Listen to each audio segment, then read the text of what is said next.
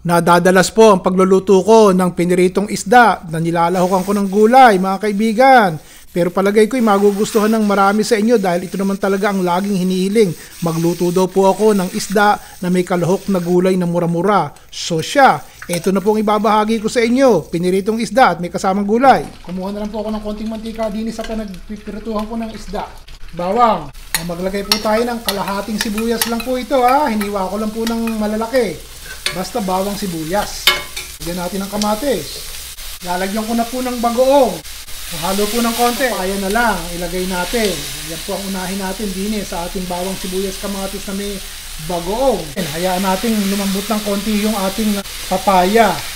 Maninipis lang po ang hiwa ng papaya para madaling maluto. 2 tasang tubig po. Takpan po natin. O siya.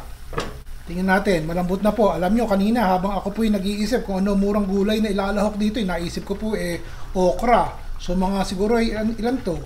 12 piraso po ng okra to. Hiniwa ko na lang po sa gitna. Mura-mura naman ang okra, di po ba? Kaysa dun sa ibang gulay. Lagay po natin ng okra, kaysa naman sitsaro ihalo nyo. So ito na lamang po, okra.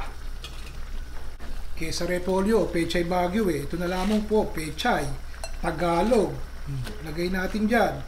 De syempre, mainit na. May sabaw pa ng kaunti. Halu-haluin po natin ha. Hinaan nyo na po yung apoy. Tatakpan natin to sandali ha.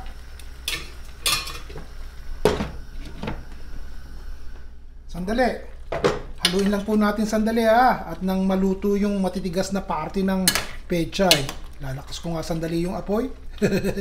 Naku, nalimutan kong tikman. Sige, nadali nga. Kulang sa bagoong.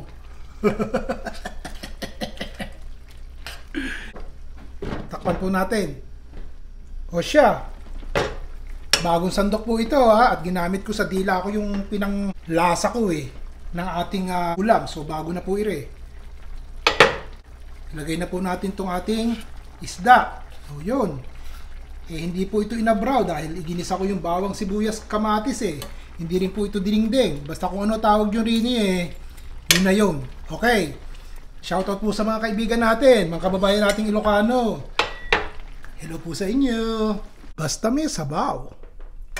Ito na po. Basta mga mura-murang gulay na may sabaw. Sandali lamang lutuin Para-paraan lang po. Para makaraos. O ngayon sa sweldo, iba naman.